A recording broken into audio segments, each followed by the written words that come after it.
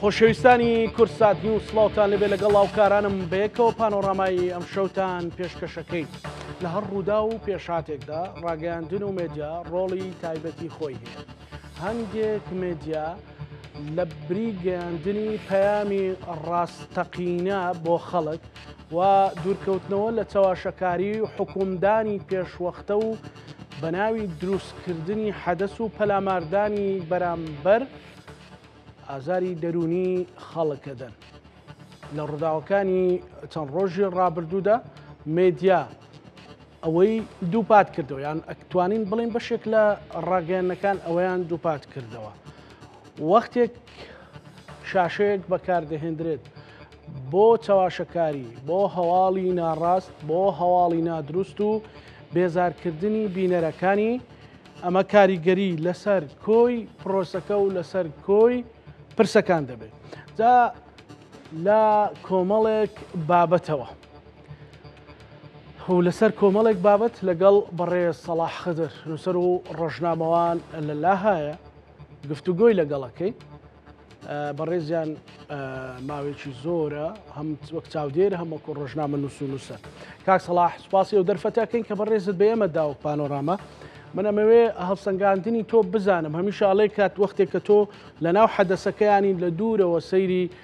میدیاکەی، سەیری ڕاگەیاندنەکەی لەبارەی هەر پرسێک بێت ورتر ئەبینی، جوانتر ئەبینی، چیت بینی یان هەڵسەنگاندنی بەڕێستان لەو بارەیەوە چی بوو؟ سڵاو ڕێز بۆیەوە بۆ بینەرانتان. لە ڕاستیدا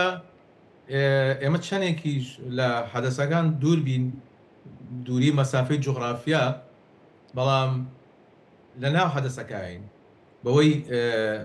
خۆشمان لەوێنین، دەوروبەرانێکمان لەوێن و ڕۆژانە تاقیبی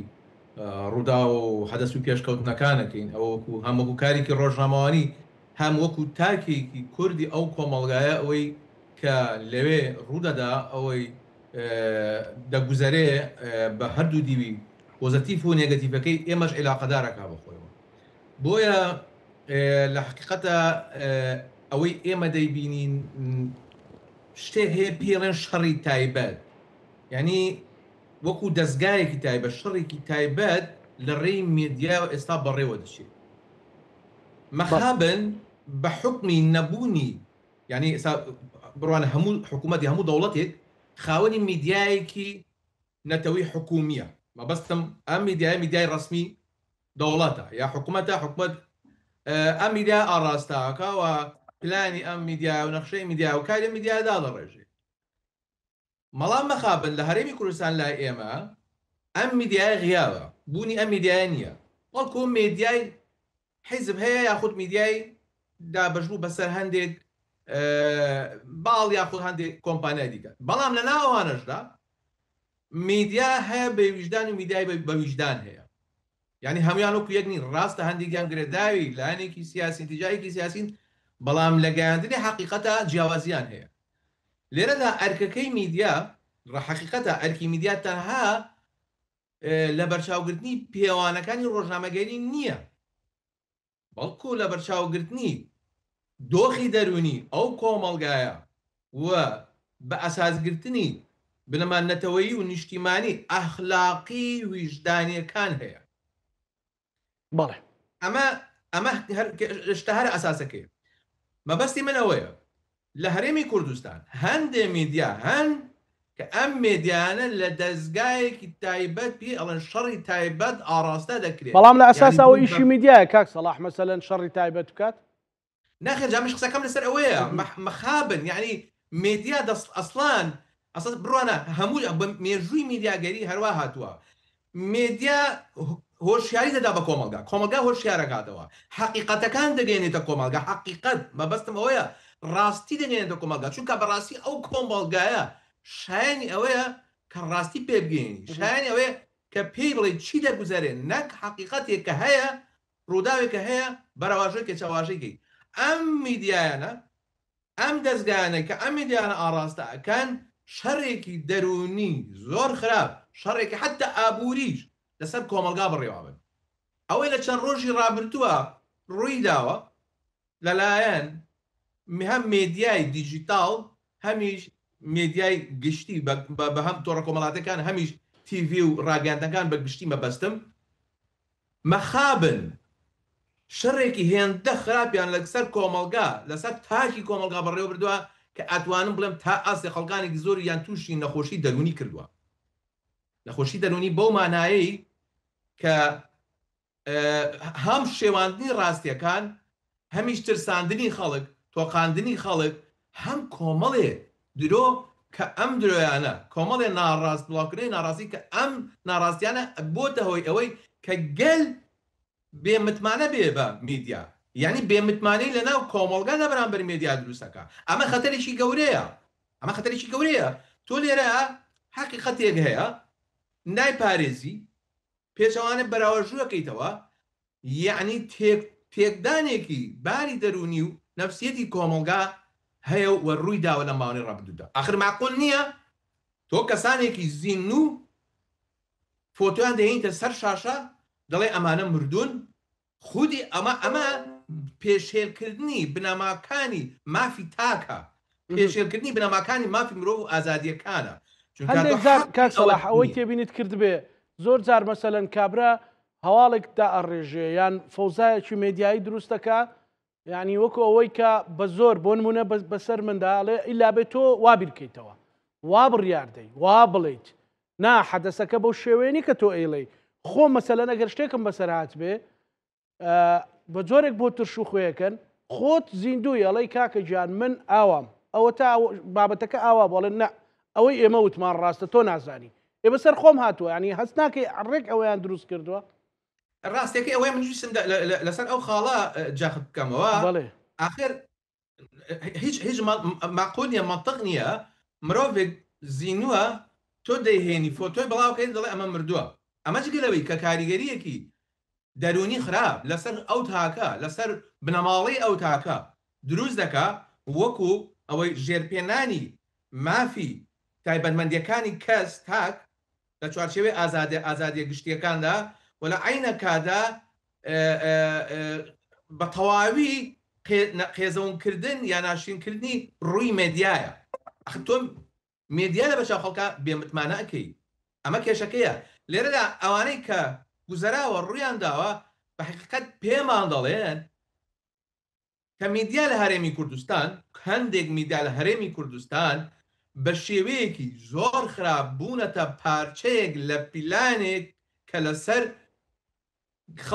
کۆمەڵگای کورد لەسەر گەلی کورد بەڕێوەچێت پیلانێکی مەترسیدارەیە هەمومان نەزانین کەس ناتوانێت ئینکاری کارەوە کەس ناتوانێت حاشەلەوە بکە کە پیلانێکی مەترسیدارەیە ئەم پیلان مەترسیدار نەک تەنها کورد لە باشووری کوردستان بەڵکو کورد لە تەواوی چوارباشی کوردستان بەخۆی علاقەدار دەکا بەڵام لەجێ ئەوەی میدیا حقیقەتی ئەم پیلانگیێڕێ ئەم مەترسیانە بگوازێتەوە بە پێچەوانەوە بووە بە وەسیلەیەک یا بووە بە مینبەرێ بۆ چاواشەکردنی ئەو حقیقەتە کە کۆمەڵگا ئەخاتە ناو دۆخێکەوە کۆمەڵگات ناو دۆخێکەوە کە نەک ئاگای لە ڕاستیەکان نەبێت گوزارێت بەڵکو کۆمەڵگا وارێکا کە نەزانێت چی بەسەریە کێشەکە ئەوەیە لەم ڕوویەکی دیکەوە کاتێ میدیا حیزب ئاڕاستەی ئەکا بە پێی پلان و سیاسەتی حیزب ئەڕوا کە سیاسەتی حیزبیش سیاسەتێکی ڕۆژانەی تاکتیکیە یعنی میدیا کاتێک بە هەمان سیاست لەسەر کۆمەڵگا بەڕێوە ئەبا ئەمە خەتەرێکی مەترسیدارە ئەمە خەتەری گەورە کێشەکەش لەوەیە تۆ دام و دەستگایەکی واد نییە کە بێ هەزێ مەحاسەبەی ئەمە بکە مەحاسەبەی ئەمە بکە ئەم میدیای بۆ ئەکا ڕاستی ئەو میدیای مافی ئەوەی نییە مافی ئەوەی نییە لە جاتی من بیر بکاتەوە یا لە جاتی من قسە بکە یا بە من بڵێ نا تۆ دەبێ بەم شێوەیە بیر بکەیتەوە بەم شێوەیە ژیان بکەیت کە من بۆ دائەنم یعنی معقول نیە هەر بۆ نمونە لە ڕووداوەکانی چەند ڕۆژی ڕابردووگەڕێ ئەخر معقول نیە لە هەرێمی کوردستان گەرمترین هەواڵ خێراترین هەواڵ گرنگترین هەواڵ هاتنی موچە بێ بە کارەساتە میدیا کارەکەی بوو ببێەوە لە عینە کاتدا سانسۆر لەسەر بێسانسۆری و بێ چاودێری لەسەر میدیا وای کردووە کە جگە لە میدیا گشتی و تیڤ و سەتەلایتەکان کۆمەڵی میدیای دیجیتاڵی بێدایک و باوک و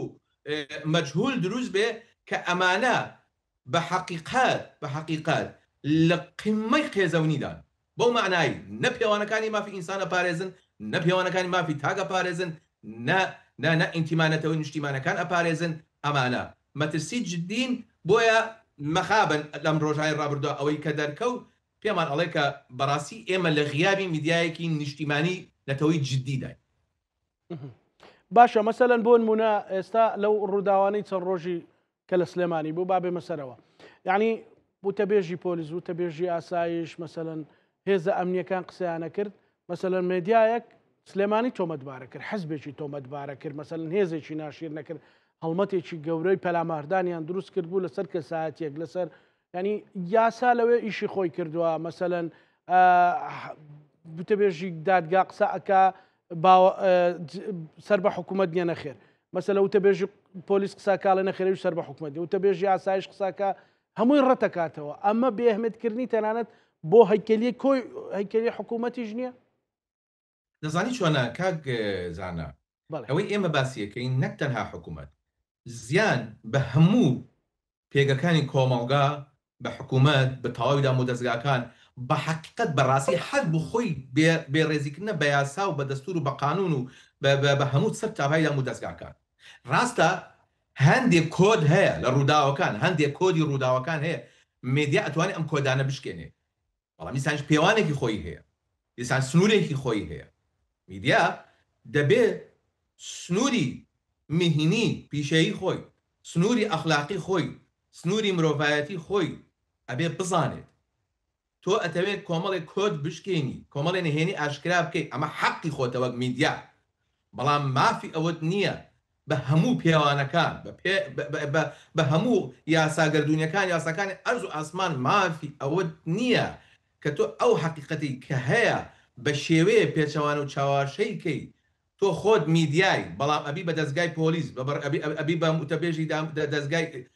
ئەمنی پۆلیس، خۆت میدیای بەڵام ئەبی بە حاکم لە جێ حاکمەوە مەحکەمە بڕیار ئەدەی، ئەبی بە حیزی اجتیماعی قسە لەسەر هەموو شتێکەکەی کە ئەمەم ئەسڵان مێدیا دەبێ بزانێت ئەرکی خۆی چییە، ئەرکی خۆی چییە. کۆمەڵگا شایانی ئەوە نییە ئەوەی بەسەرابی هێنرێ، ئەوەی کە چەند ڕۆژی ڕابردوو مینیا. کاکە من لەگەڵ چەندین کە قسەم کردووە بە تەلەفۆن قسەم لەگەڵ خەڵکا کردووە، خەڵکی ئاسایی کۆمەڵگا و خەڵکی دیکەی نوخبەش ئەڵێن بەڕاستی ئەم چەند ڕۆژەی ڕابردوو باری دەرونیمان خراپ بووە. ئەمە وەک کۆمەڵگا کە ئێمە باسمان کرد، بەڵام لێرەدا کۆمەڵێ دام و دەستگا هەیە کە ئەرکی ئەو دام و دەستگایانەیە کە هەندێک ڕێوشوێن هەیە لە بەرامبەر ڕووداوەکان بیگرنە بەر و میدیا کاری ئەوەیە کە ڕووماڵی ئەو هەنگاوانە بکە کە دام و دەستگاکانەی کات و بە دوواداچوون لەگەڵ ئەو دام و دەستگانە کە ئەسڵەن ئەو دام و دەستگانە بێنێتە سەر شاشە ئەوان حقیقەتەکان ئەوە بگەێنن، نەک ئەوەی میدیا بێوێ کۆمەڵگا ئاڕاستە بکە بە مانتقێکی حیزبی کەسک یا بە مانتقێکی ئایدۆلۆژی یا بەرژەوەندی حیزبی کورد مەودا کە ئەمە زیانی زۆر گەورە بە پرسە نیشتیمانیەکانەگەێنێ، پرسە نەتەوەیەکانەگیرێ. کاکە مەترسیەک هەیە، کۆمەڵێک حقیقەت دەرکەوتووە، بەڕاستی تۆ میدیا ئەرکت ئەوەیە کە ئەم مەترسیە وەکو خۆی بگەینی، ئەم حقیقەتە وەکو خۆی بگەینی. دەکرێت نەبیتە پارچەیەک لەوە، نەبیتە پارچێک، نەبێتە میدیای لایەنگر، ئەکرێ تۆ میدیایەک بی لێرە بێلایەن بی، بەڵام لە بێلایەنی مەبەستم وەکو ڕێخستنە سیاسی و حیزبیەکان، بەڵام لە گەیاندنی ڕاستیەکان لە کەشفکردنی کۆدی مەترسیەکان بێلایەن نیت. ئەبێ کۆمەڵگا شایانی ئەوەیە مەسەلەن لەو ڕووداوەی هەندێک لێکەوتەی وردەکاری هەیە، ڕەنگە بۆ مەسەلەن خوێن لە پەنجەهاتنی هەر کەسێک بۆ هەموو مانجێگەنی گەرانی بێ بە دیوە ئینسانیەکەی، بەڵام مەسەلەن پێت وایە لە شوێنێکی نیشتە جێبوونی شاری سلێمانیا دوو هێزی جیاواز هێزێک لە هەولێرەوە بێ، ئەمە تەنها بۆ گەشت و سەیران بێ بەڕێز کاک سەلاح؟ دەزانی چۆنە قسەکردن لەسەر ئەو ڕووداوانە بەڕاستی چۆن بڵێم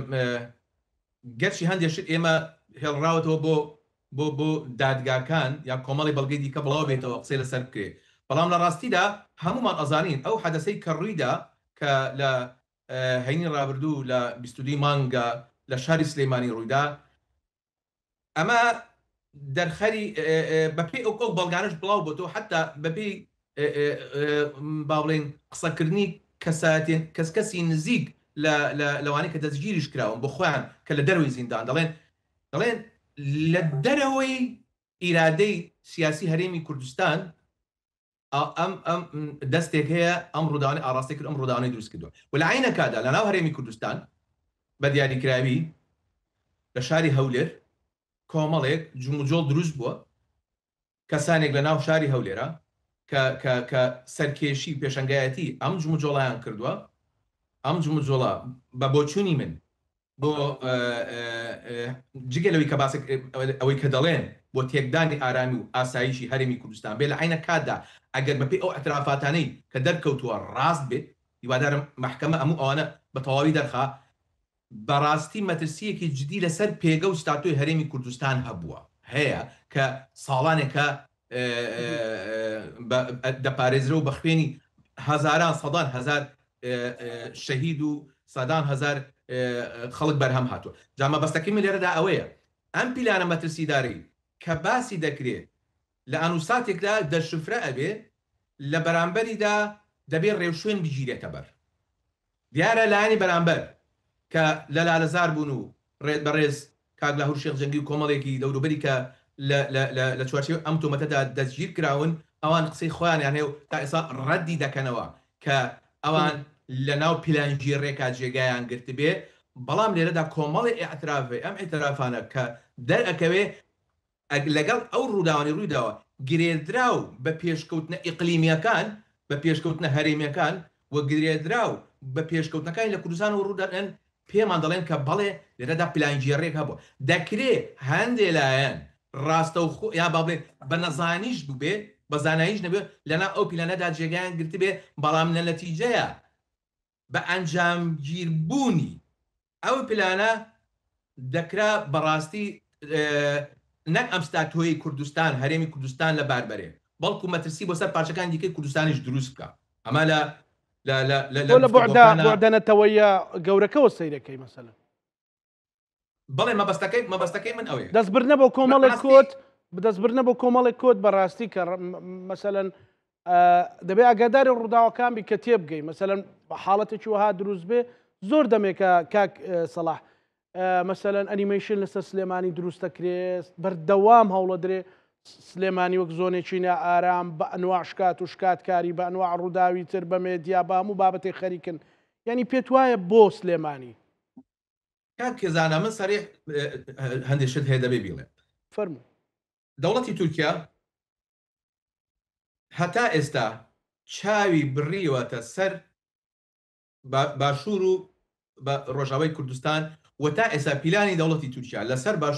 باشوور ڕۆژاوای کوردستان نەڕەویتەوە مەترسیەکانی مەترسی جددیە لەگەڵەوەی دانوستانێک لە ئیمڕاری لە باکووری کوردستان لە نێوان پەکە و ڕێبەر ئۆجەلان و دەوڵەتی تورکدا هەیە بەڵام لە عینەکادا دەوڵەتی تورکیا با بڵێن پیلانی مەترسیداری لەسەر باشوور و ڕۆژاوای کوردستان هەیە لە ڕۆژاوای کوردستان بە حکمی هەندێک گواردنی سیاسی یا بە حکمی ئەو جغرافیا سیاسی و با بڵێن پێکاتەکانی ئێوە کۆمەڵشتی دیکە دەوڵەتی تورکیا تا ئێستا نەیتوانێت ئامانجانەی بپێکێت ئەگە هێرشی بەردەوامی کردووە بەڵام دەوڵەتی تورکیا لە زۆر شوێن لە ڕۆژهەڵاتی ناوین بنکەوتووە پیلانی ئیمپراتۆریەتە عوسمانیەکە شکستی هێناوە بەڵام مەخابن دەوڵەتی تورکیا لە هەرێمی کوردستان شکستی نهێناوە پێشکەوتووە بە معنای پێشکەوتووە کە ئێستا دەوڵەتی تورکیا ئەوەی ئێوێ لە دەڤەری پارتی دیموکراتی کوردستان لێ حاکمە باشە لە دهۆک و زاخۆ بگرە هەتا هەولێر ئەوەی دەیەوێ ئەیکا و کردوەتی حتا لە ڕێی پارتی دیموکراتی کوردستان و هێزگەلێکی سونە و تورکمان ئەوانە دەستبەردانە لەسەر عێراقی و مەترسیان جدیان لەسەر عێراقی آخر ڕێککەوت نییە سوڵفە نییە کاتی ئەمریکا لەس ئەیە بەکشانەوەی هێزەکانی لە عێراق باشە لە کاتێکی لەو شێوێدا ڕووداوێک لە شاری سلێمانی ڕوودەدا دەوڵەتی تورکیا هەمیشە چاوی لەوە بووە کە دەست بەسەر تەواوی هەرێمی کوردستان لە زاخۆ هەتاکو و هەڵەبجە بگرێت ئەمە پلانی دەوڵەتی تورکیایە بەڵام حقیقەتێکیش لێرە دەوڵەتی تورکیا تا ئەستا نەیتوانێت پلانە جێبەجێ بکات نەیتوانیوە بۆ مانای نەیتوانێت دەوڵەتی تورکیا تا ئێستا هێز نەبووە لە سلێمانی و پارتی دیموکراتی کوردستان لە ساڵی 1991 لە لاڕاپەڕینەوە لە 1992 لە هەڵبژارنەکانەوە حتاکو ئێستا پای دیموکراتی کوردستان لە سلێمانی لە وروبەری سلێمانی هێز نەبوو و نەیتوانی بۆ بەهێز واتە ناتوانێت لە دەوڵەتی تورکیان ناتوانێت لە ڕێی پارتی و ڕاستەخۆ دەست بەسەر شاری سلێمانیا بگرێت ئەڵڵاهوممە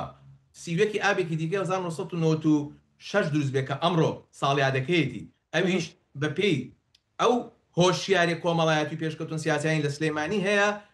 ناتوانێت ئەوەی بۆ مەیسەر بێت لەبەرەوە دەوڵەتی تورکیا پێویستی بەوەیە کە لە ڕێی هێزگەل دەوڵەتی تورکیا و پارتی پەیوەند پێویستیان بەوەیە کە لە ڕێی هێزگەلێکی دیکەوە ئەم دەزوەردانە بکەن یا ئەو جوغرافیایە فراوانخوازی کە تورکیا دەیەوێت ئەو فراوانخوازیە بتوانن بیکەن یعنی توان هەژمونی خۆیان لەسەر تەواوی هەرێمی کوردستان بسەپێنن یا تا سلێمانی بە هەولێر بکەن هەڵەبجەش بە هەولێر بکەن ئەم پلانە هەیە کاتێ پارتی دیموکراتی کوردستان دەوڵەتی تورکیا لە ڕێی پارتی دیموکراتی کوردستانەوە ناتوانیان پلانە بکە دەبێ دەستی سێهەم خاتە دەورەوە ئەو دەستی سێهەمەش ئیتر ڕاستەوخۆ بێ ناڕاستەخۆ بێ فری و درابێ یان نا مەخابن کەوتونەتەنە ئەم پلانەوە بەڵام دەکرێت لێرەدا ڕایگیرێت یعنی ئەم مەترسی کە باسی دەکەین لێرەدا ڕایگیرێت بۆ نمونە دەوڵەتی تورکیا دەمێکە دەیەوێت دەست بەسەر غازی دەڤەری سلێمانیا بگرێت کە سەرچاوی هەرە دۆڵەمەنی غازە لە عێراق و دەتوانم بڵێم تا ئاستێک لە ڕۆژهەڵاتی ناوی سەرچاوێکی گەورەیە باشە بەڵام ئەم دەماحی دەوڵەتی تورکیا نەیتوانیەوە بێ باشە نەیتوانێت حتا ئیداری سلێمانی جوتۆتی کە مەکرد بەسەر جەنازەکانمان ئەبڕۆن باشە لەلایەنی دیکەوە باز لەوە دەکرێت کە ئەگەری لە سەدا هەشتا نەوەتی لێدانەوە لە ئێران هێرشکردنە سەر ئێران هەیە و خودی مەسعود پزیشکیان چەند ڕۆژ ڕابردووتی هەوڵدانی بۆ پارچەکردنی ئێران هەیە ئێران خوان دەڵێن ئێمە ئامادەین کە دەزانین ڕوبەڕوو شەڕەبینەوە لە کاتێکی وادا لە شاری سلێمانی ڕووداوێکی وا ڕوودان کەوا بێ دەوڵەتی تورکیا بە پای دیموکراتی کوردستان پلانەکەیان ئەوەیە بەتابێت دەوڵەتی تورکیا کە بتوانن لە داهاتووی گۆڕانکاریەکانی ئێرانیشا مداخلە بکەن مداخلە بەو مەنتیقەی خۆیان ئەیانەوە بەڵام چۆن دەتوانن کاتێک دەتوان ئەو مداخلەیە بکەن بە تایبەت بۆ ڕۆژهەڵاتی کوردستان مداخلەکەن کە بتوانن دەست بەسەر تەواوی هەرێمی کوردستانە بگرن ئەگەر ئەم حاکمیەتیان نەبێ ممکن نییە بەڵێ ینی کەواتە من هەر نەک پێیوەست بەو ڕووداوانەی ئەو چەند ڕۆژێ ڕابردوو لە لالەزار بە کۆی گشتی ینی ساڵانێکە ئەگەر وەک چاودێرێک بە ورد سیر بکەی بەردەوام لە هەر ڕێگایەکەوە بێ بۆ دواخستنی ناوچەکە بۆ دروستکردنی کێشە پارە سەرفکردن بۆ دروستکردنی کێشەکە یعنی بەڕاستی ئەگەر سلێمانی ئارام بێ پێت وایە هەولێر ئارامە بێ ئەگەر هەولێر ئارام بێ پێت وایە سلێمانی ئارامە بێ کاک زانە لە کاتێکدا کە هەوڵدانێکی جددی لە ئێستادا هەیە بۆ دروستکردنی کۆدەنگێکی کوردی دروستکردنی استراتیژیەکی هاوبەشی نەتەوەی نیشتیمانی کوردی کە خودی ڕێبەر ئۆجەلان لەم ماوانەی ڕابردوودا نامەی بە تایبەت بۆ بەڕێز کاک پاڤێڵ تاڵەبانی و کاک مەسعود بارزانی و کاک نێچیروان بارزانیش ناردووە داوای لێ کردوون ڕوونی کردوتەوە کە مەترسی جددی هەیە گۆڕانکاری جەوهەری جددی لە ناوچەکەدا هەیە ئەم گۆڕانکاری ئەکرێت دیمۆگرافی بێ گۆڕانکاری سیاسی و دەسەڵاتداری بێت داوای لێ کردوون کە هەستن بەرەیەکی یەکگرتووی کوردی ئەنجومەنێکی نیشتیمانی سەرتاسەری کوردی دروستکە حتا ڕێبەر ئۆجەلان کوردی با کاک مەسعود بارزانی سەرپەرشتی پێشەنگی بکە بەڵام لە کاتێکدا ئەمە هەیە هەوڵدان بۆ ئەمە هەیە بەڵام پێچەوانەکەی دەبینین باشە لە کاتێکدا ئەو مەترسیانە هەیە ئەم مەترسیە کە ڕێبەر ئۆجەلان دەستنیشانی کردووە نەک تەنها لەسەر هەرێمی کوردستان بەڵکو دەڵێن مەترسیە لەسەر تەواوی کوردستان لەسەر ڕۆژاوای کوردستان لەسەر باشوور لەسەر ڕۆژهەڵاتی کوردستان ئەسڵان هەندێک پیلان هەیە ئەگەر سەری بگرتایە لە باشووری کوردستان لە ئەترافی سلێمانی دەکرا کاریگەری لەسەر پرۆسەی ئاشتی لە تورکیا بکا و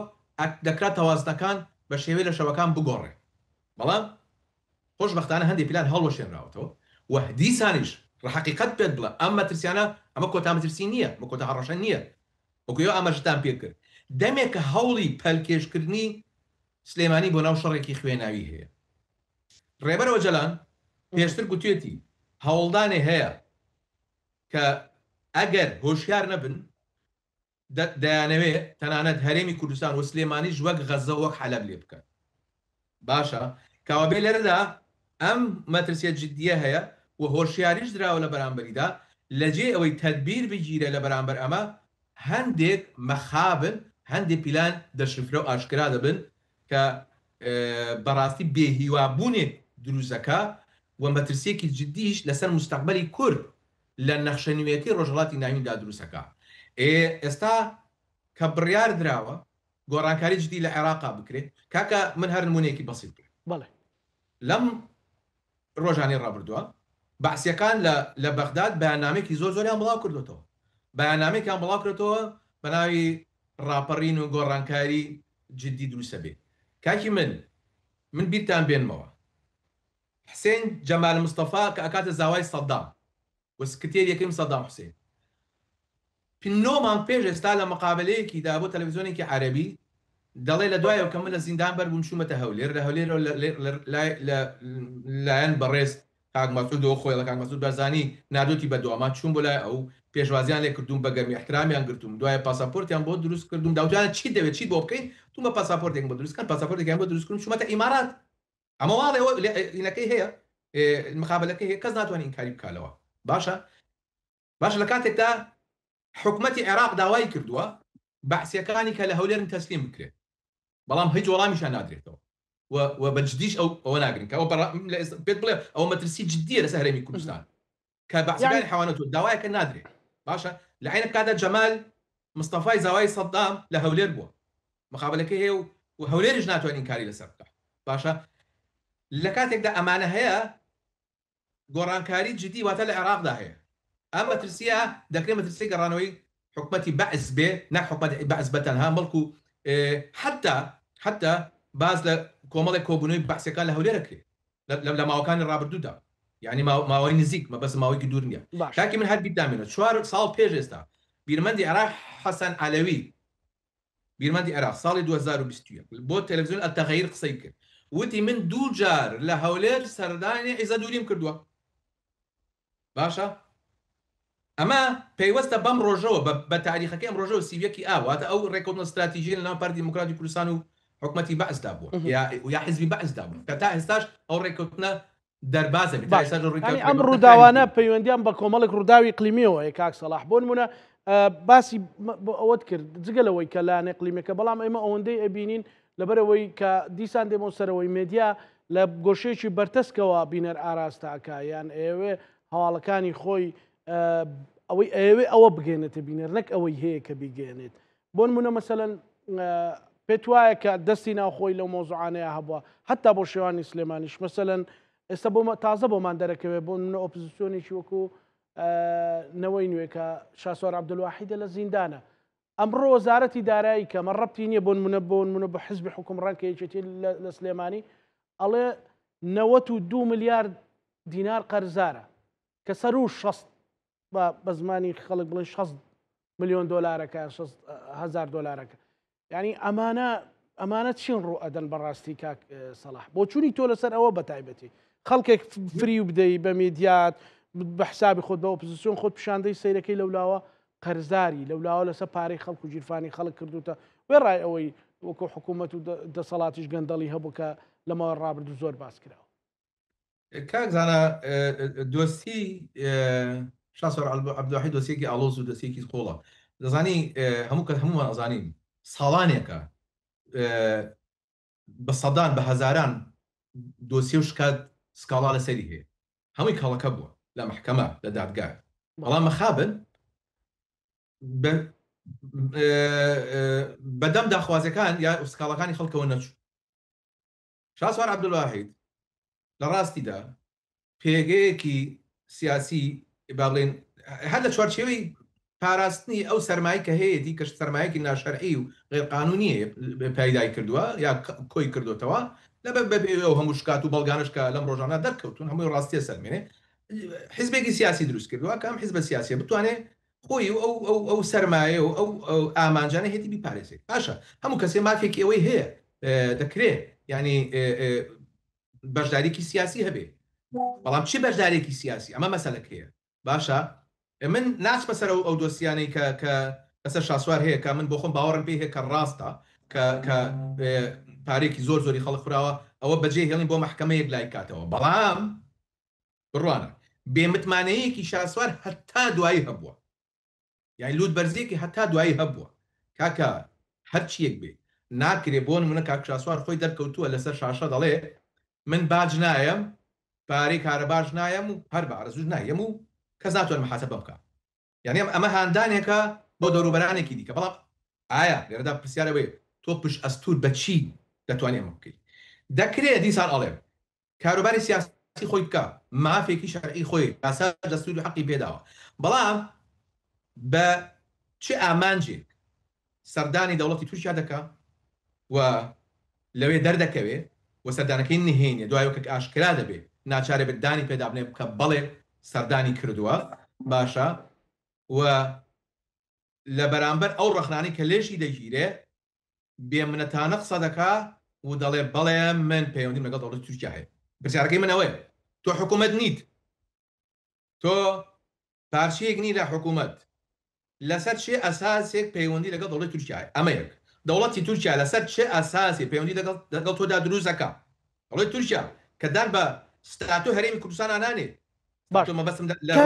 صلاح لەو کە حاڵەتەیە لە حاڵەتەوە کە کەسێک بەو شێوێ دەستە بە مەسەلەن لەبەرەوەی مێدیایەکی هەیە مێدیاکە پێی وا بۆ مەسەلەن بۆ نمونە واد وێنایەکی بۆ خەڵک دروستکە کە ئۆپۆزیسیۆنێکی شەرعی و لەسەر مافی خەڵکە و لەسەر ئەوەیە و لەسەر ئەوانەی کە ساڵانێکە خەڵکی پێفری وەدرێ بەڕاستی با من ڕاشکا و قسە بکەم یعنی نەتواندراوە یان نەوێراوە دەستی بۆ ببرێت تەنانەت کە ئێستاش حت تەنانەت کە ئێستاش ئەو هەموو کەیسەی لەسرە بانگەشەوەکەن ئەڵێن ئەمە یەکێتی کردوێتی هەندێک جارەڵێن هەتا وتەبێژی یەکێتی ڕەتی کردەوە مەسەلەن ئەڵێن ئەمە بۆ تەسفیح حسابە ئەمە بۆ نەهێشتنی دەنجی ئازادە بۆی ئۆپۆزیسیۆنە لە ڕۆژانی یەکەمیان و لەبەرەوەی داوای معاشی کردو بۆیە وایان لێ کردو یعنی ئەم چاواشەکاریانێ دیسان دێ بۆ سەر تایتڵی یەکەمی بەرنامەکەم کە باسی ئەو بابەتەکەین یعنی تۆ ناتوانانی چەندە سەڵات بی چەند هێزبی دەست بۆ جۆرە کەسانە بێڵێ ها کاکە بن لەسەر کوردایەتی وام لێهاتووە کاکی من ئێمە ئەگەر واز لە قسەی خۆشمان بێنین واز لە قسەی میدیاش بێنین با گوێ لە قسەی ئەو پەرلەمانتار و ئەو کەسانە بگرین کە لەگەڵ خودی خۆیان نابوو لەناو دام و دەستگاکانی خۆیان کاریان کردووە بۆ کەسی نزیکی خۆیان بوون و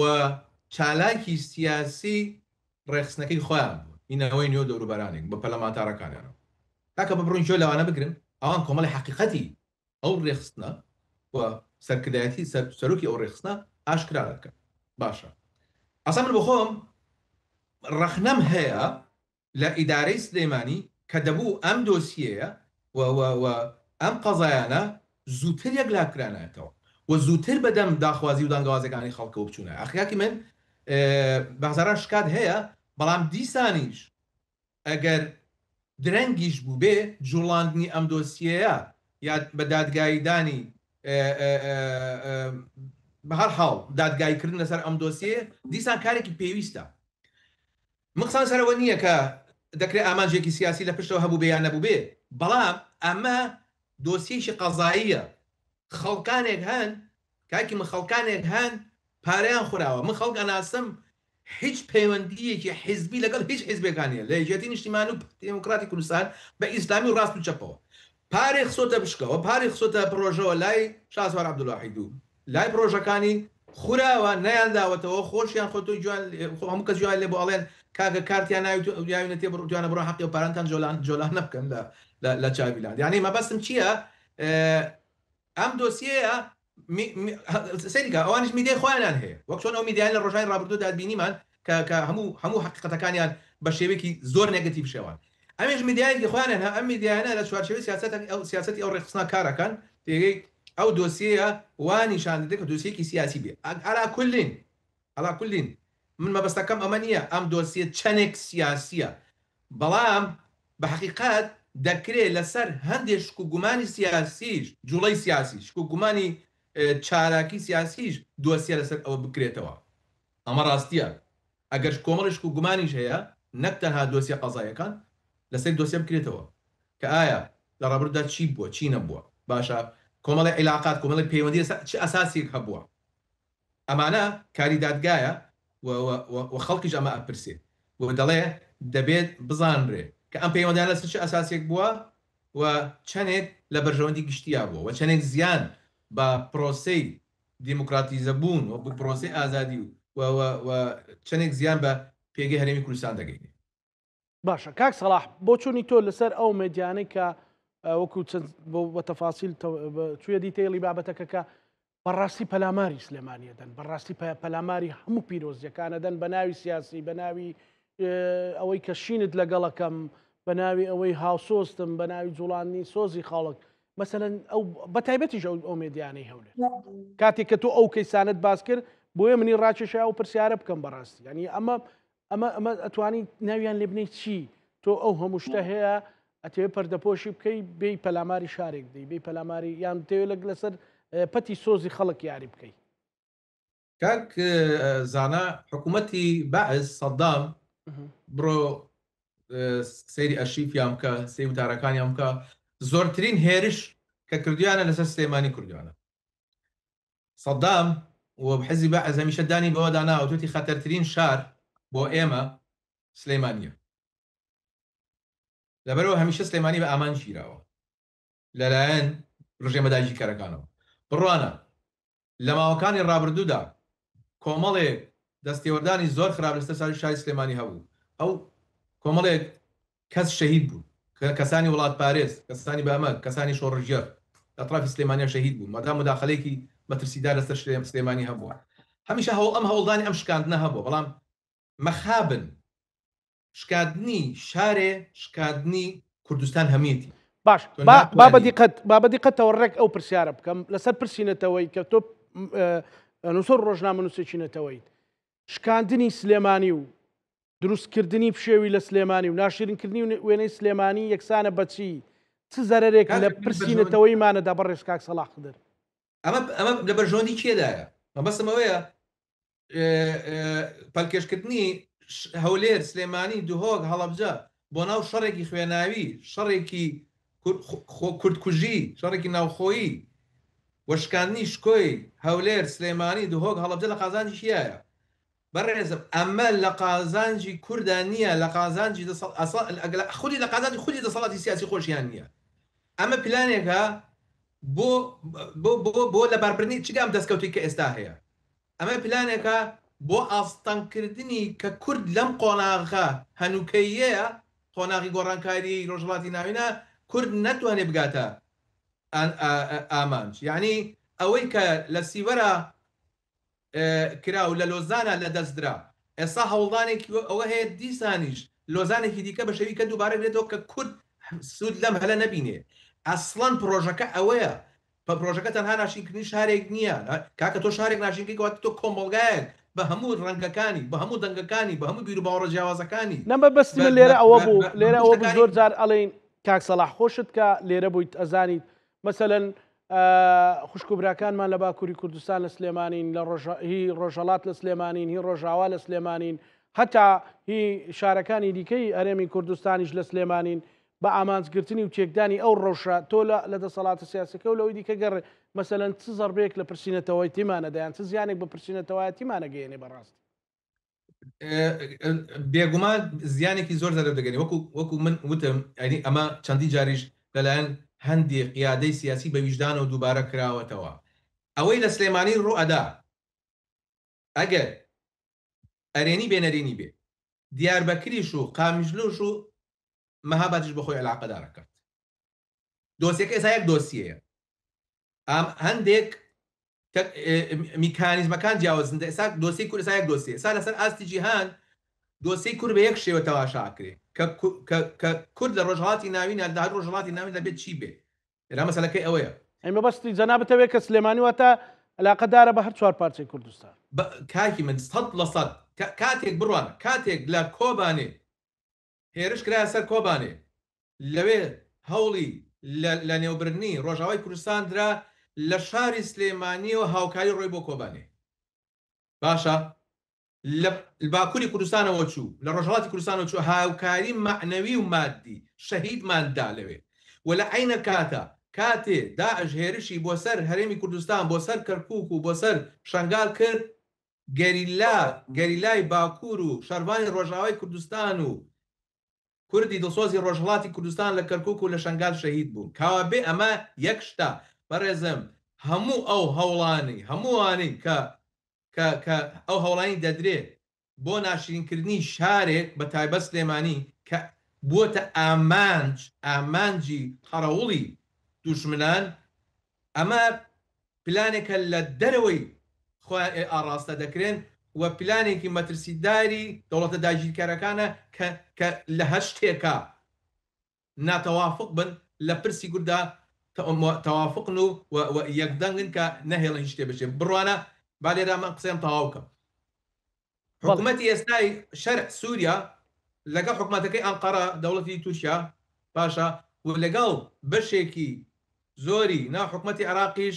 لەسەر لەباربردنی کورد پێگەی کورد و دەستکەوتی کورد